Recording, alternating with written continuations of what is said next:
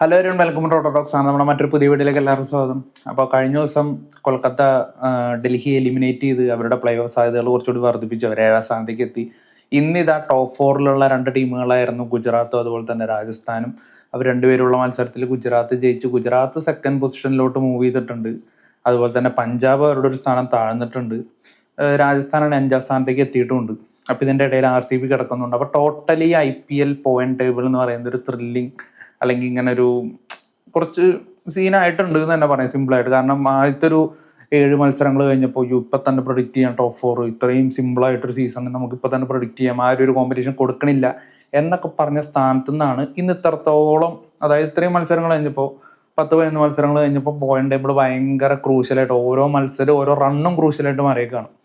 അപ്പോൾ ഇന്നലത്തെ മത്സരത്തിൽ KKR ജയിച്ചു, ഡൽഹി പുറത്തായി. എൻ്റെ ഈ വർഷത്തെ ഒരു പ്രഡിക്ഷൻ തെറ്റി. സ്വാഭാവികമായിട്ടും കുറെ തെറ്റാറുള്ളതാണ്. പക്ഷെ ഡൽഹിയൊക്കെ ഇത്രയും ആദ്യം തന്നെ, അതായത് ടെക്നിക്കലി നോക്കുമ്പോൾ ഡൽഹിയാണ് ആദ്യം പുറത്തേന്ന് തോന്നുന്നു. മുംബൈക്ക് ഇപ്പോഴും ചെറിയ സാധ്യതയൊക്കെ ഉണ്ടെന്ന് തോന്നുന്നു. അപ്പോൾ ഡൽഹി അക്സർ പട്ടേൽ ഇന്നലെ പറഞ്ഞു ഇനിയിപ്പോൾ അടുത്ത സീസണിൽ ഞങ്ങൾ എന്തെങ്കിലും ചെയ്യാൻ പറ്റുമെന്ന് നോക്കട്ടെ എന്ന്. കാരണം ഈ സീസണിലെ പരിപാടി തീർന്നു. ഡൽഹിക്ക് തന്നെ മനസ്സിലായി ഒരു കംപ്ലീറ്റ്ലി ഡിസപ്പോയിന്റിങ് പൂർ പെർഫോമൻസ് ആയിരുന്നു. അപ്പോൾ സ്ക്വാഡിൽ വലിയ കാര്യമൊന്നുമില്ല. ഫിന്നാലിന് ഒറ്റയ്ക്ക് കൊന്നു അവന്മാരെ.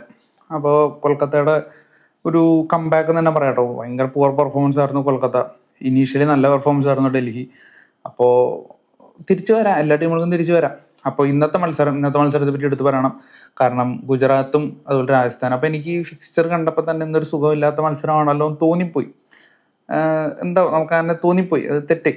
തുടക്കം തന്നെ ഫസ്റ്റത്തെ ഓവർ തന്നെ ആർച്ചർ, ഗുജറാത്താണ് ബാറ്റ് ചെയ്യുന്ന, ആർച്ചർ ബോൾ ചെയ്യാൻ വരുന്നു. നമ്മൾ നല്ല കിടിലൻ ഒരു ഓവർ എക്സ്പെക്ട് ചെയ്തിരിക്കുമ്പോൾ വളരെ മോശം പന്തുകളും വൈഡും നോ ബോളും വൈഡ് 4 ഒക്കെ ആയിട്ട് ഫസ്റ്റ് ഓവറിൽ തന്നെ 9ഓളം ബോൾ എറിയുന്നു. ഫസ്റ്റ് ഓവറിൽ തന്നെ 20-അടുത്ത് റൺസ് എടുക്കുന്നു. ആ ഒരു മൊമെന്റം ഗുജറാത്തിന്റെ ഓപ്പണിംഗ് പെയർ ആരാന്ന് അറിയാലോ, സായ് സുദർശനും അതുപോലെ തന്നെ ഗില്ലും. സായ് സുദർശന്റെ റീസെന്റ് പെർഫോമൻസ് ഇപ്പോൾ ഒരു RCBക്കെതിരെ സെഞ്ചുറി, അതുപോലെ ചെന്നൈക്കെതിരെ 50+, അതുപോലെ ഇപ്പോൾ അദ്ദേഹത്തിന്റെ ഒരു 4th 50+ സ്കോറാണ് കഴിഞ്ഞൊരു 5 മത്സരങ്ങളായിട്ട്. ഭയങ്കര കൺസിസ്റ്റന്റ് ആയിട്ട് ഭയങ്കര 6 ഹീറ്റിംഗ്. അഭിഷേക് ശർമ്മയെ പോലെ സൂര്യവംശി പോലെ ആദ്യ ബോൾ 6 അടിച്ച് കളിക്കുന്ന പ്ലെയർ എന്നല്ല, ഭയങ്കര ക്ലാസ് ആയിട്ട് കളിക്കുന്ന പ്ലെയറാണ്. ബൗണ്ടറീസ് നല്ല രീതിക്ക് അടിക്കുന്ന പ്ലെയറാണ്. സ്റ്റിൽ കുറേ പേർക്ക് ബോറിംഗ് ആണ് അയാളുടെ ഇന്നിങ്സുകൾ, എന്താ എനിക്കറിയില്ല. അപ്പം ഇന്ന് വൈഭവ് സൂര്യവംശി അപ്പുറത്തുണ്ട്. അപ്പോൾ സ്വാഭാവികമായിട്ടും നല്ല റൺസ് അടിക്കണം, അല്ലെങ്കിൽ പയ്യൻ ഒറ്റയ്ക്ക് മത്സരം തീർക്കുമെന്നൊക്കെ ഗുജറാത്ത് നല്ല ബോധ്യം ഉണ്ടായിരുന്നു. തുടക്കം തന്നെ സായ് സുദർശനായിരുന്നു അറ്റാക്ക് സ്റ്റാർട്ട് ചെയ്തത്. ഗില്ല് കുറച്ച് മെല്ലെയാണ് തുടങ്ങിയത്. അപ്പോൾ പേര് കേട്ട ബോളിംഗ് യൂണിറ്റ് ആണ് രാജസ്ഥാൻ്റെ. ഇപ്പോൾ നമ്മുടെ ആർച്ചറൊക്കെയാണ് നയിക്കുന്നത്. പക്ഷെ സന്ദീപ് ശർമ്മയില്ല, രവി വിഷ്ണു ഇല്ല, അതുപോലെ ബർഗർ ഫോം ഔട്ടാണ്. അപ്പോൾ ഇതിൻ്റെയൊക്കെ ഒരു പ്രശ്നമുണ്ട്. അതുപോലെ തന്നെ ദേശ്പാണ്ഡെ ആയിരുന്നു ഒന്ന് ഉണ്ടായിരുന്നത്. അതുപോലെ തന്നെ ആർച്ചർ, ദേശ്പാണ്ഡെ ഇവരായിരുന്നു പേസ് യൂണിറ്റ് ലീഡ് ചെയ്യേണ്ടായിരുന്നത്. അതുപോലെ തന്നെ ബ്രിജേഷ് ശർമ്മ ഉണ്ടായിരുന്നു. ബ്രിജേഷ് ശർമ്മയൊക്കെ എന്തും മോശം ബോളിംഗ് ആണെന്ന് ആലോചിക്കണം, ഭയങ്കര മോശം ബോളിംഗ് ആയിരുന്നു. അപ്പോൾ ഈ ഒരു ബോളിംഗ് യൂണിറ്റിനെതിരെ ആർച്ചറിനെ കൂടിയും അടിച്ചു തുടങ്ങിയപ്പോൾ ഭയങ്കര കോൺഫിഡൻസ് ആയി GTക്ക്. അതായത് കൃത്യമായിട്ട് പവർ പ്ലേയിലൊക്കെ 82 റൺസാണ് പവർ പ്ലേയിൽ അടിച്ചത്. വളരെ ശക്തമായിട്ട് തന്നെയാണ് തുടങ്ങിയത്. വളരെ ശക്തമായിട്ട് തന്നെ തുടങ്ങി.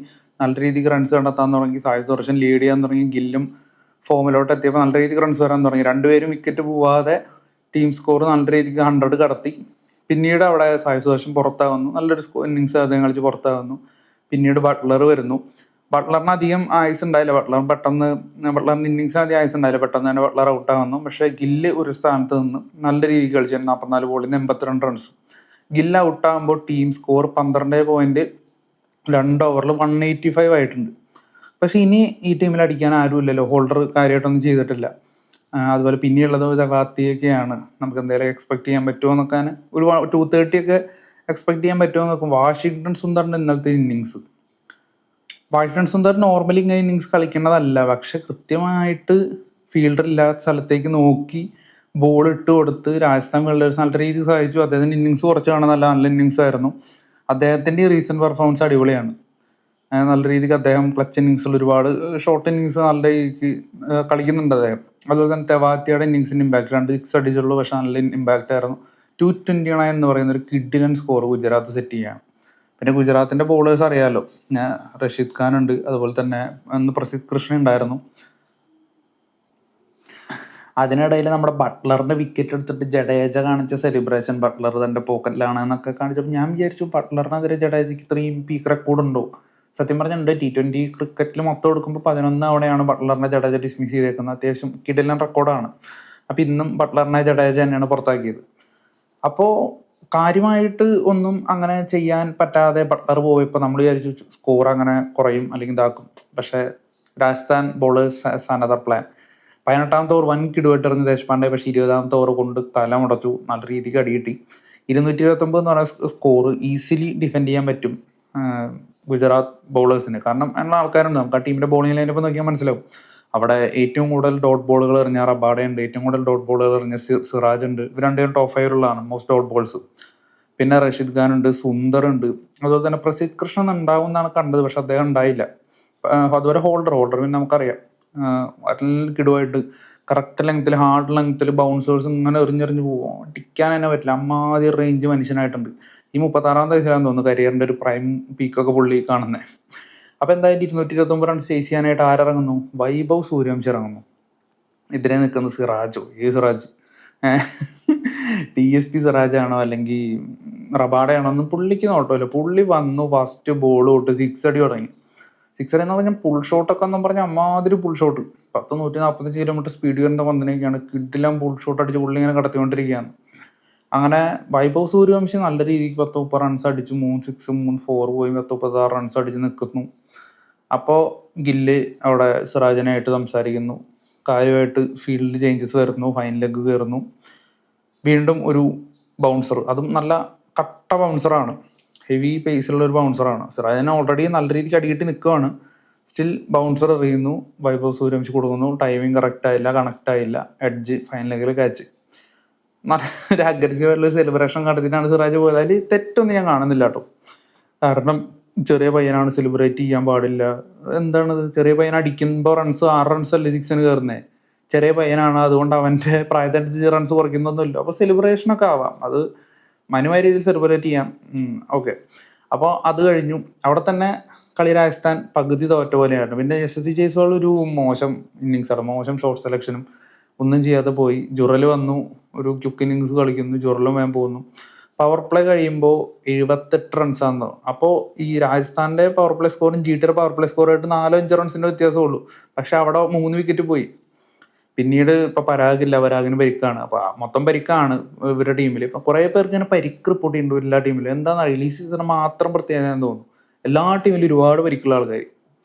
പിന്നീട് അങ്ങോട്ട് കാര്യമായിട്ടൊന്നും ഇല്ല. ഇപ്പൊ ജഡേജ ഒരു തുടക്കം നല്ല റൺസൊക്കെ അടിച്ചു.